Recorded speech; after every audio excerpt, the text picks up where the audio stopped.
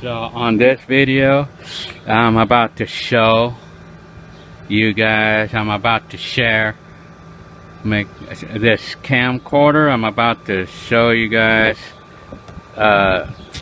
Sharp camcorder. And the model of this one is, let's see, it even came with the instructions. See, the model is VC-C20UA, and this is the manual for it, which it actually came with. And the date of this is, it's 1986 December, as I saw it on the viewfinder there. This one was actually made in 1986. And then this is the how I call it, the specs of it.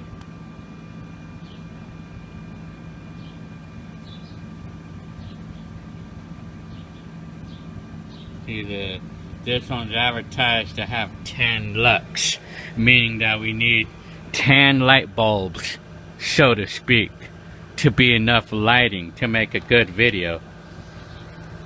And the RCA CPR-250 that I also have is advertised to be 5 lux, which means we only need 5 light bulbs, so to speak, to get a good recording. Okay, y'all, this is another YouTube video about another camcorder I've added to my collection. I bought this one on eBay for about $65, and it came complete with everything.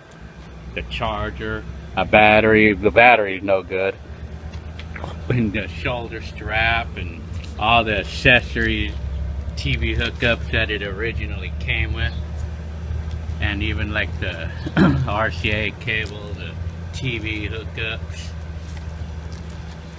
This camcorder looks like something that was rarely used, and this is a 1986 model, as it shows over here. It says it right here, and hard to focus, but December 1986. It's hard to make it focus, but it says 1986 December. Well, anyway, so this is a Sharp camcorder, a Sharp, and this one's advertised to have stereo sound. This, if I can remember, I'm gonna start recording in it right now. It actually works. But one thing I've noticed about this camcorder is that the low light, it's not good with the low light, not compared to this one. This one is advertised to have 5 lux, low light sensitivity. This one is advertised to have about 10 lux, which means it requires 10 lux for it to record. I mean, it needs like 10 lux to be good lighting. Excuse me. Well, I'm gonna turn off the recording right now, and I just noticed that light right there. There's a little light. It turns red when it's recording. And then there's the battery charger for it. And then, you know, like if we want to hook it up to, like when we hook up the audio cable to the TV, we could choose which one to do. I'm not sure of the significance of that, but we could turn on the adapter like this, or we could turn it off so you could charge the battery. And this one is advertised to be able to charge two batteries at the same time. So you could put the battery on both sides, where it could charge 2 batteries at once. So anyways, I'm gonna show you how it records in the low light. See this camcorder?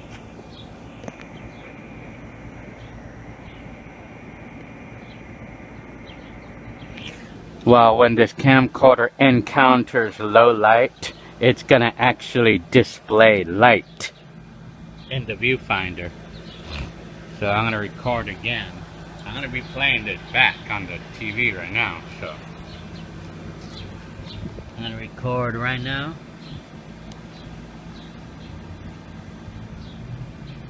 It does work. The camcorder does work. So, holding it on my shoulder. Yeah, it's hard to do that and hold the phone at the same time, so trying not to break anything now. I mean, I have to hold it on the, there you go, the proper way to hold it.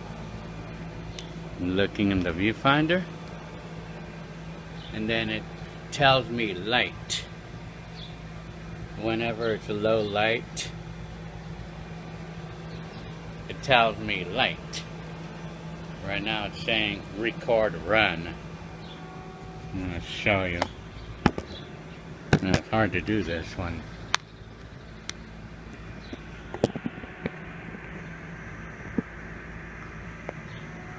So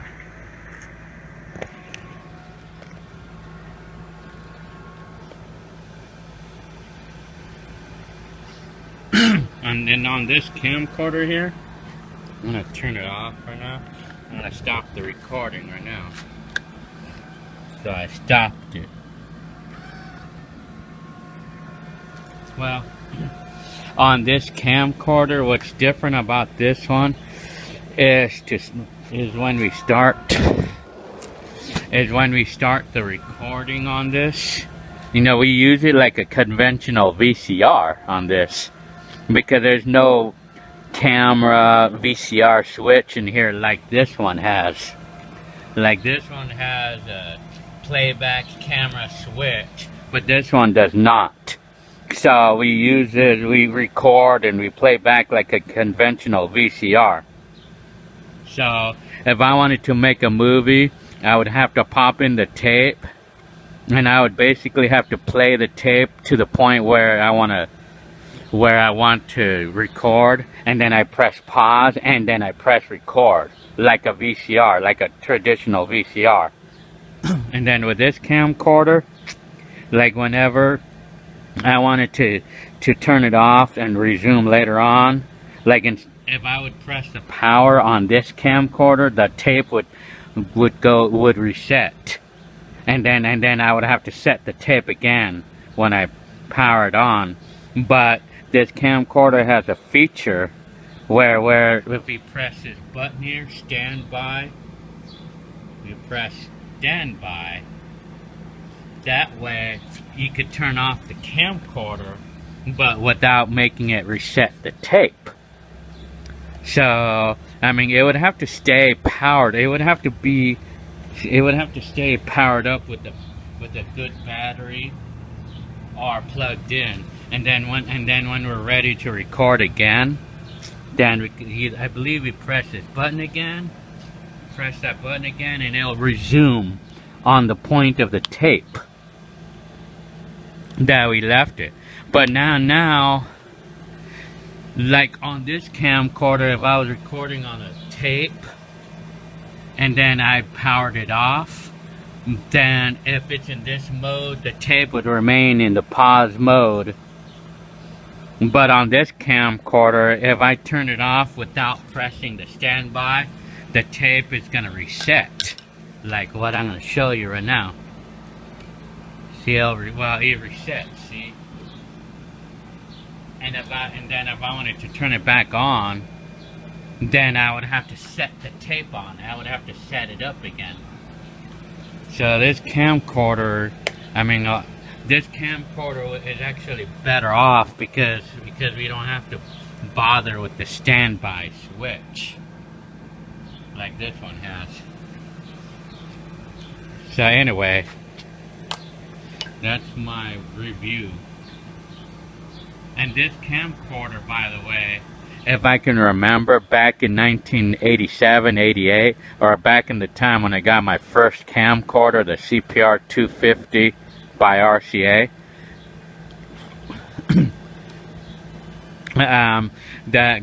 This camcorder, they had this one for sale at Circuit City, and they were advertised for $1,200.